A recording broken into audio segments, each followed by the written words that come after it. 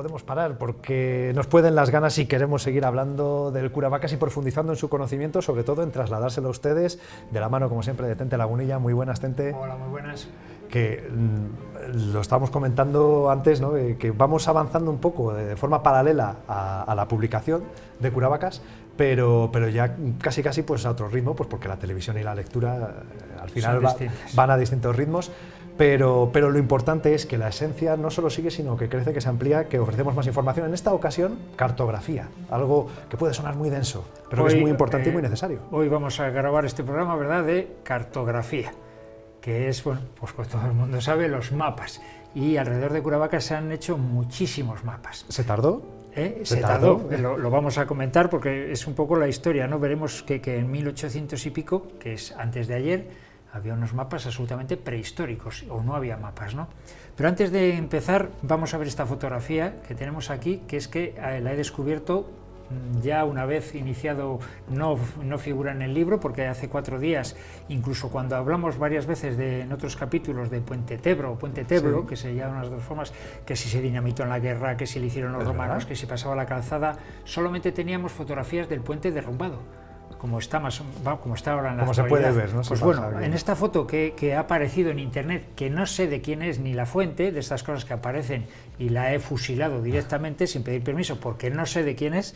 Entonces, bueno, pues se ve por la forma de vestir de la gente y el ambiente, yo creo que es de los años 20 y tantos, y se ve pues a un grupo de lugareños celebrando una merienda en los prados de Pineda, y se ve el puente Tebro impecable al fondo, lo cual quiere decir que en 1920 o próximo estaba ese puente perfecto, ¿no? Oye, si alguien sabe, viendo la foto, a lo mejor nos puede ayudar a adaptarla. Eso es, si nos puede dar alguna información, o de quién es, o en qué publicación es la foto ha salido, también, ¿no? Porque bueno, pues a raíz de que pedimos colaboración en estos programas, ya me están pasando pistas de alguna cosa bueno, pues del que decíamos que no teníamos ninguna fotografía del primer palentino que subió a Curavacas trabajando para el Instituto Geográfico para montar el vértice, ¿verdad?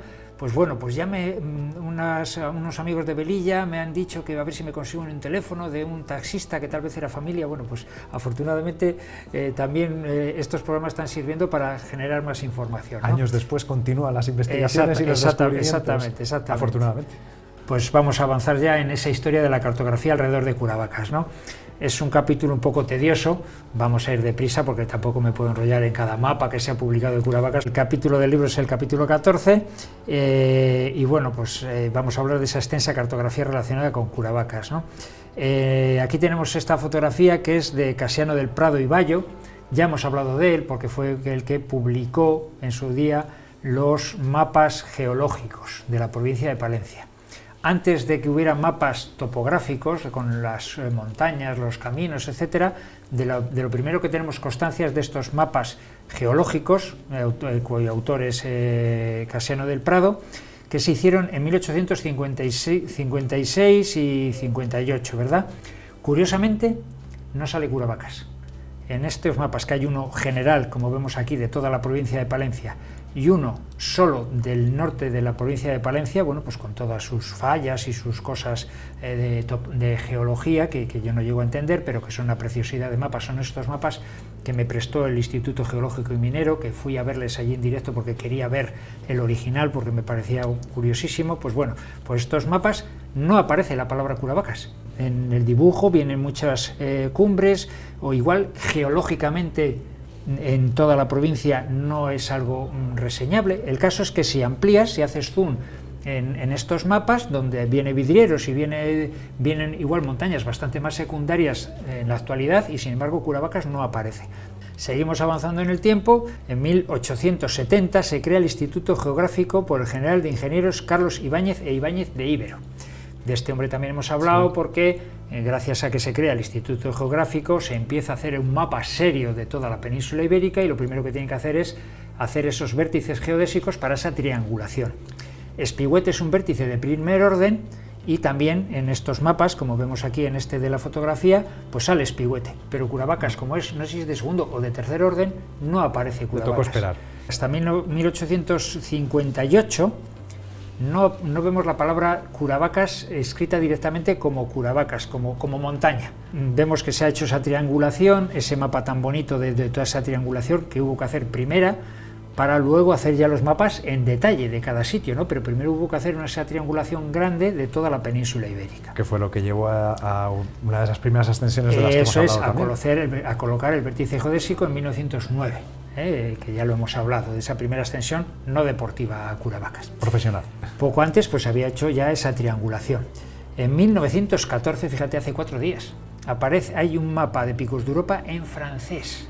No hay mapas en castellano y sin embargo, no sé, en algún libro, en algún sitio, vemos aquí este pico, esta fotografía de este mapa, que es un esquema muy sencillo, como veis, que en francés, y aparece ya la palabra Curavacas y su altura. Y en 1927, otros pocos años después de ese 1914 que aparece ese mapa en francés, entra en escena Julián Delgado Úbeda. Julián Delgado Úbeda, recuerdas que es el primer montañero que sube de forma deportiva, junto al maestro de vidrieros, sube a Curavacas de esa forma deportiva, pues suben porque sí, porque quieren subir a una montaña, no como reto, no para colocar un vértice geodésico ni para hacer experimentos ni nada de nada. Y como no hay cartografía, se la tiene que dibujar él. Julián Delgado Úbeda, que es además arquitecto, es un buen dibujante, pues dibuja este primer esquema de la montaña palentina, muy esquemático, como puedes ver. Aparece la palabra Curavacas con su altura, aparece Vidrieros, Triollo, las carreteras, ya es una cosa totalmente reconocible, los límites provinciales. Lo que no sé es de dónde sacaría un poco la base para dibujarlo, ¿no? Porque esto no lo entiendo, ¿cómo? Porque sin tomar mediciones no puedes hacer un croquis con tanta exactitud, ¿no? Y ya es bastante exacto, por supuesto, no está ni a escala, ni es medible, ni nada de nada, ¿no? Pero está muy bien representado en cuanto a planimetría, ¿no? En cuanto a la situación de las cosas. Y además de este mapa, es muy curioso porque recuerdas que estuve en contacto con el nieto de Julián Delgado Úbeda, que me pasó muchísima información de ese armario que tienen en Cercedilla, repleto de información del abuelo, que afortunadamente no se quemó. Esta fotografía es no le tengo yo, tengo la fotografía del papel original, de los apuntes originales de Delgado Úbeda, ¿no? Se ve aquí todo roto, es un papel que llevaría posiblemente en el bolso donde fuera tomando notas en ese papel, ¿no? Tenemos ya esa otra fotografía de ese papel ya un poco más estiradito, más pues el primer boceto de lo que fue luego ese otro mapa, ¿no? Otra fotografía ya de ese mapa pasado a limpio, pero que tampoco fue una publicación ni nada, sino simplemente un dibujo pasado a limpio de su abuelo y guardado en el armario. Incluso tenemos una cuarta versión que ya sí que está publicado en una revista. Y además dice aquí, gráfico de la cordillera de la alta cuenca del río Carrión en la provincia de Palencia, croquis de Delgado Úbeda y anotaciones de Sopeña. ¿Te acuerdas? Aquel vasco, el padre del alpinismo vasco, estaban en relación, fueron contemporáneos, y entre los dos se pasaban información y se corregían este mapa porque era el único que tenían. Parece mentira que en 1930, que se publicó este mapa que tenemos aquí ahora delante, no hubiera más que estos mapas para uso un poco montañero, ¿no? Seguimos avanzando en el tiempo y en el armario del abuelo también aparece este dibujo sin fecha, no sabemos en qué fecha lo dibujó, de toda la cordillera cantábrica. Si podemos hacer aquí un poquito de zoom en este mapa, cuando nos acercamos a la zona de Curavacas es casi como un espacio en blanco.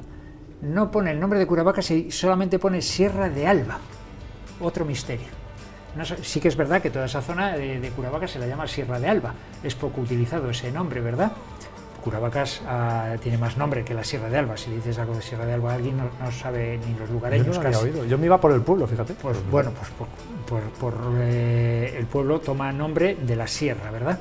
Y por fin, en 1935, sale la primera edición de la hoja 106 del Instituto Geográfico Nacional a 1.50.000, ese famoso 50.000 que abarca toda España, que son 1000 y pico hojas y que ahí está representada toda la geografía de la península ibérica de una forma absolutamente científica y en condiciones. Ha habido muchas ediciones. Esta que vemos en pantalla ahora mismo, pues como veis, simplemente el tipo de letra en el que se pone Camporredondo de Alba, que es el que da nombre a la hoja 106 de este mapa de 1.50.000, pues simplemente la tipografía ya se ve que es del siglo pasado, ¿no? Pues de 1935. Muy estilística, ¿no? Es el primer mapa serio con rigor científico de la zona de Curavacas, que aquí figura como 2520. En la actualidad sabes que ya con mejores mediciones, en las últimas ediciones desde el Instituto Geográfico le da 2524. En 1943 aparece en la revista Peñalara 275 hablando sobre la aparición de la hoja 106 del mapa cartográfico. Esto hace suponer que aunque la fecha en la hoja pone 1935, posiblemente por el tema de la guerra, hasta tarda varios años en salir a la calle y que esto sea un poco de dominio público y que esté en las delegaciones del Instituto Geográfico, estuviera disponible esta hoja, ¿no? Porque ahora, claro, nos resulta súper sencillo, nos la podemos descargar de internet, eso es lo primero, o si no vamos a la delegación del Instituto Geográfico y pagamos 4 perras y nos llevamos una hoja preciosa impresa y demás. En el 1935 supongo yo que muy pocos tuvieran acceso a estos mapas del Instituto Geográfico, ¿verdad? Pues bueno, pues aunque la fecha es 1935, parece ser que hasta 1940 aproximadamente no sale esa hoja al público porque en 1943 se habla como que era una novedad. Seguimos avanzando, bueno, pues aquí tenemos en 1953, Alejandro Díez Riol, ya hemos hablado de él 20.000 veces, pues dibuja este croquis, que supongo que este sí que ya estuviera un poco calcado de esa hoja, ya tiene un material base que es la hoja... Algo en lo que vas a hacer una referencia a la que acudir. Exactamente, y entonces ya ahí dibuja esto, pues bueno, dibuja ese mapa de Cordales, supongo que añadiendo la toponimia que él conoce que no está dibujada en el mapa ese del Instituto Geográfico, cosas montañeras que no lo dibuja el Instituto Geográfico, y entonces bueno, pues tenemos afortunadamente esta reproducción de 1935, está fechado el 15 del 10 del 53.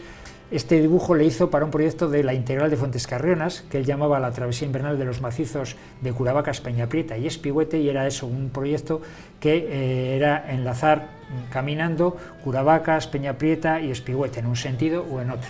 Esto ya lo diseñó él y lo quiso hacer en los años 50, en el año 53, no lo consiguió hacer y se tardaría muchos años en poderse hacer. Ahora es algo que se hace en verano, en invierno menos, pero se hace alguna vez. Mucha gente lo intenta y poco lo consigue porque es una travesía larga, ¿eh? Muchas veces hay quien me llama o me pone un correo electrónico, oye, Tente, vamos a hacer un grupo de amigos, la integral, ¿qué nos aconsejas? Hacerla en un sentido, hacerla en otro, hacer esto, hacer lo otro, y yo les digo, bueno, pues les contesto lo bien que puedo y siempre, generalmente digo, cuando lo hayáis hecho me dices qué tal os ha ido, y muchísimas veces nos tuvimos que retirar en tal sitio, el grupo se retiró en tal y solo lo acabamos 2, tal. Es una actividad bastante selectiva, que no se hace demasiado. No para todo el mundo. No se hace. Seguimos avanzando, en lo mismo, en 1954, Alejandro Díez Riol dibuja este dibujo precioso que a mí me encanta, de Cordales con los escarpes dibujados, ¿verdad? Ya es un detalle pequeñito de Curavacas y ponen nombres que ya está dando él a esos lugares, ¿no? A la Llana, cuando hablamos de la toponimia, pues sí, hablábamos de esos nombres tan bonitos que puso, ¿no? La Llana, la Brecha Muerta, el Segundo Paso, pues ya todos esos nombres figuran aquí, porque en el mapa de 1.50.000 esos nombres no figuran, ¿verdad? Pero aquí ya empiezan a figurar. En 1957 ya ha sido el accidente del 53, todo esto ya cuando Alejandro está casi confinado en casa porque sale poco a la montaña después del accidente, que hablaremos de él más adelante. Pues bueno, pues lo que hace es dibujar muchísimo y dibuja pues estos dibujos tan bonitos, entre ellos este del 57, lo mismo, es un detalle de la cumbre de Curavacas y sus alrededores, en el que viene pues la senda del Notario, la Curruquilla, el Callejo Grande, la Canal Sur, el Callejo Oeste, la Brecha Muerta, el Callejo El Rebeco, bueno, pues ya va dibujando todas esas rutas nuevas, todos esos accidentes geográficos que él va poniendo nombre y sobre todo que el dibujo es muy bonito. Yo creo que fue un poco un visionario, porque si te das cuenta, tal como más adelante veremos unos dibujos suyos en el que dibuja los escarpes tal como se dibujan hoy en día en los mapas más modernos.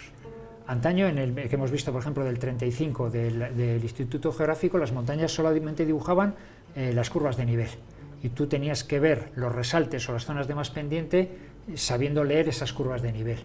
Sin embargo, los mapas modernos, ya donde las curvas de nivel se juntan mucho, lo cual quiere decir que hay mucha pendiente, ya te dibujan como una especie de resaltes, casi es como una fotografía aérea, ¿no? Pues bueno, Alejandro, ya veremos ahora dentro de 2 diapositivas cómo dibujaba esos resaltes, ahora lo veremos. Seguimos avanzando. En 1966, yo ya había nacido, ya empezamos a entrar en épocas en las que yo ya había nacido. Pues en 1966, en febrero, Alejandro Díez Riol dibuja esta preciosidad de maqueta.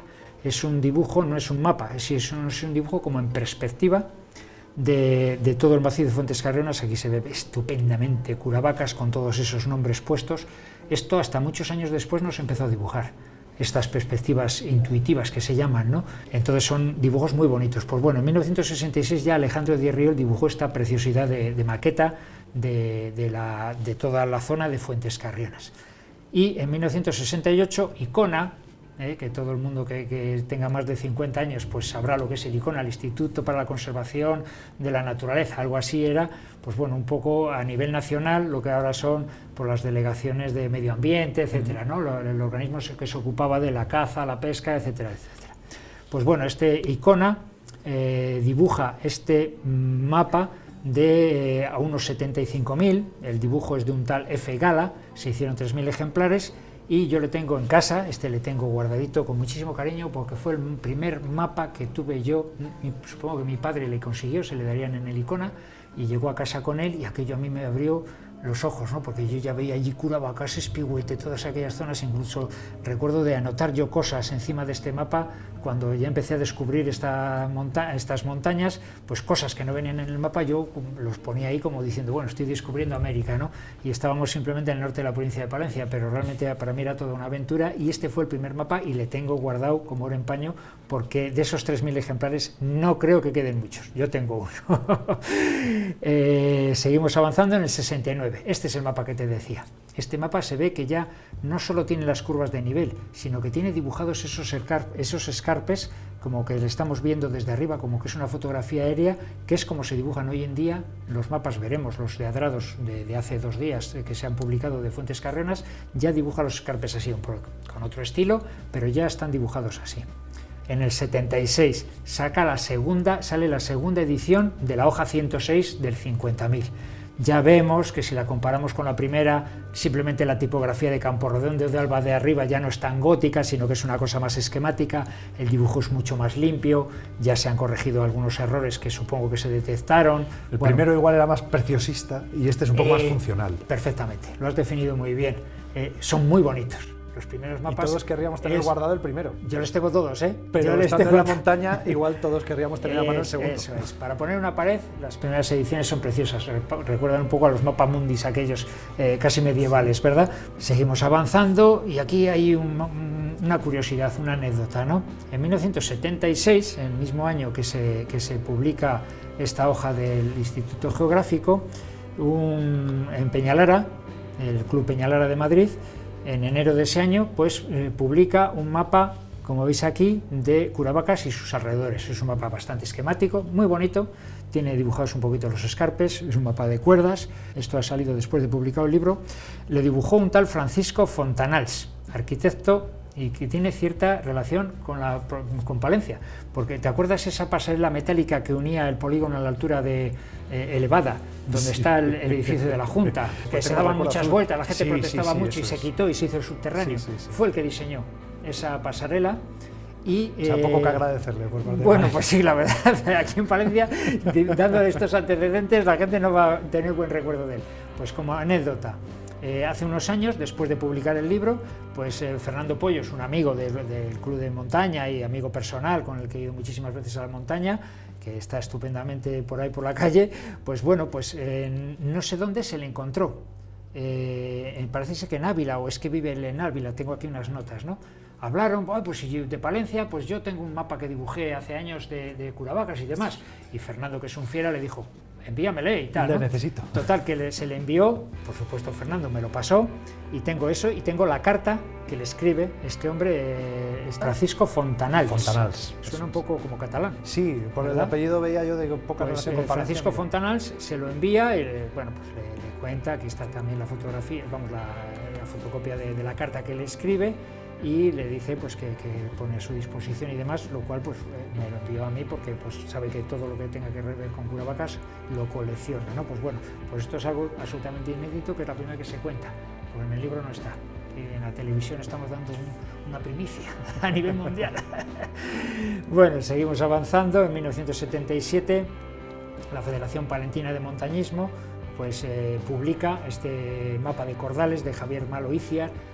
Fue un hombre del País Vasco. Javier Malo se hinchó a hacer mapas para uso montañero, no muy exactos, pero con muy buena toponimia, porque conocía muy bien la montaña, y hizo de muchos sitios, y uno de ellos fue de aquí, del norte de la provincia de Palencia, y la Federación Palentina de Montañismo, que en aquella época casi seguro que el presidente era Miguel Ruiz Agustín, pues tuvo la idea de publicarlo, y pues también quedaron muy poquitos ejemplares. Yo tengo uno guardadito en casa porque también es una cosa ya, una curiosidad.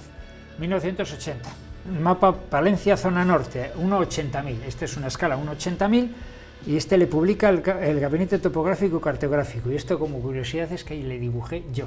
Anda.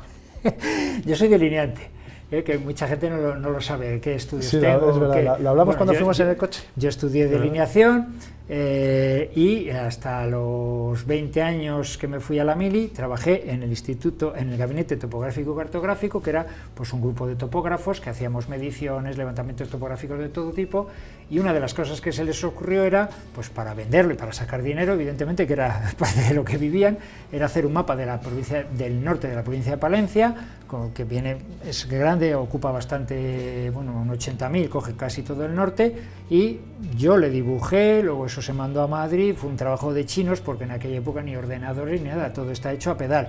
Entonces, bueno, pues se hizo aquel mapa, yo tengo 4 o 5 ejemplares guardados allí porque participé en ello, ¿no?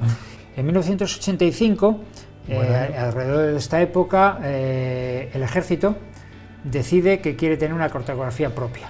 Y entonces yo creo, alguien igual me corrige, pero yo creo que prácticamente fusila en los mapas del Instituto Geográfico y les da un poco a su forma, le mete la cuadrícula UTM, que esos son todos esos numeritos que hay alrededor del mapa, mete datos de declinación, cosas un poco como más científicas, ¿no? Investigando para el libro, pues en la biblioteca, en el archivo de la Junta de Castilla y León, de aquí de Palencia, pues me sacaron información, todo lo que tenían de Curavacas, y aquí pues me pasaron estas fotografías aéreas de 1989, de un vuelo fotogramétrico para el catastro. Pues bueno, se hizo todo ese vuelo de toda la provincia de Palencia, y me pasaron, hice yo las fotografías, claro, de Triollo, de Curavacas, como cosa curiosa, ¿verdad? En 1996 sale la primera edición de la hoja del 25.000, llega un momento que el Instituto Geográfico piensa que el 1/50.000 es muy grande, que hay que hacer algo con más detalle, y entonces cada hoja del 50.000 la divide en 4, hace 4 planos ampliados de cada hoja, entonces ese sería el 25.000, y es la hoja 106-2, la que corresponde a Curavacas, y ya no es de Camporredondo de Alba, sino que se llama Polentinos, porque es el pueblo más importante dentro de lo que abarca ese mapa del 25.000. Eso es en el 96, ya hace 4 días. En el 2005 sale la segunda edición de ese 25.000, lo mismo, pues ya un dibujo más limpio, cada vez con más calidad. En 2008 la tercera edición de la 106. Seguimos avanzando. En el 2009 Adrados, Miguel Ángel Adrados es un hombre que vive y está en plena forma, además es algo mayor que yo, es guía, es geógrafo, y él es segoviano, pero ha vivido toda su vida en Asturias. He coincidido con él en expediciones en el Everest, vino una vez con nosotros, tengo muy buena amistad con él. Desde hace muchos años empezó a dibujar los mejores mapas que hay hoy en día de la cordillera cantábrica. Un mapa de Adrados es garantía de calidad, ¿no? Entonces además les dibuja muy bonitos y con mucha calidad. Por ejemplo, en el 2009 tuve yo algo que ver en que se publicara esto, porque cuando estuvimos en el 2001 en el Everest juntos, yo le decía, tienes que sacar un mapa de esos tan bonitos que haces de Picos de Europa, tienes que hacerlo de la montaña palentina, hombre. Me decía, estoy dudando, ahora cuando vuelva tengo que ponerme o con el de la montaña palentina o con el de Peñauviña. Digo, no, el de la Peñauviña que espere, el de la montaña palentina. Bueno, le di tanto la paliza que se puso con él. Tardó años, porque es muy minucioso.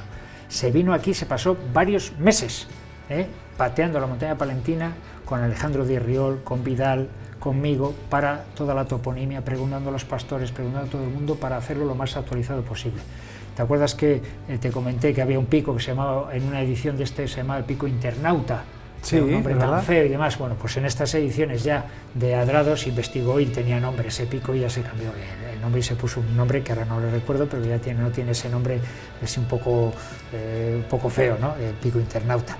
Bueno, pues son los mejores mapas, ya te digo, de la cordillera cantábrica, de Picos de Europa, de la montaña palentina, de Ubiña, de toda esa zona son los mejores. Y bueno, pues en el 2009 lo publicó y es un mapa de referencia, ¿no? En 2016 se publica la tercera edición del 25.000 y hasta la fecha, pues ya en de 2016 para acá, que yo sepa, no hay ningún otro mapa así reseñable o por alguna que aporte cosas nuevas o algo, que yo sepa no hay nada nuevo. Lo que sí que un poco como curiosidad ya para rematar este capítulo de la cartografía, pues bueno, pues hace unos días, en el 2025, en diciembre del 25, un chico de Madrid, que es un extraordinario artista, es un muy buen dibujante, David Gómez Alandi, pues me ha pedido una colaboración, que iba a hacer una serie de dibujos, como este tan bonito de la noreste de Curavacas. Pues bueno, iba a hacer una exposición de dibujos con croquis de montañas con ciertas vías, y había pedido colaboración pues a guías o montañeros de la cordillera cantábrica, en Asturias a uno, en Cantabria a otro y tal, y a mí en Palencia me dijo qué montaña y qué vertiente era la que yo quería que él dibujara un croquis, ¿no? Un croquis artístico. Le dije, hombre, pues la noreste de Curavacas, ¿no? La diagonal de Curavacas, una vía emblemática y demás. Entonces, bueno, pues él, ya le facilité la fotografía sobre la que él hizo el mapa, y luego tuve que escribir un pequeño texto que, bueno, pues va a figurar ahí, y que, bueno, pues en un futuro para el año que viene, pues para el verano que viene, en el 2026, pues se va a hacer una exposición con todos esos dibujos y demás. Simplemente como curiosidad, pues un poco que es lo último de lo último en cuanto a cartografía y dibujos de Curavacas. Y además ha tenido la amabilidad de darme, no el original, pero sí una reproducción, buena reproducción, la cual pues tengo puesta allí en la pared de casa, porque es, bueno, pues no deja de ser una obra de arte, ¿no? Que merece la pena tener, disfrutar y enseñar también para que otros la vean.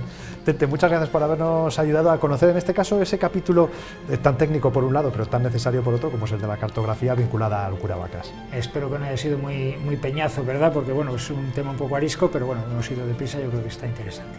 Pues continuaremos con más cuestiones relacionadas con el Curavacas, por supuesto los ascensos, pero también con estos otros aspectos que van de la mano y que conocemos mejor gracias a Tente, como siempre. Volveremos entonces en unos días.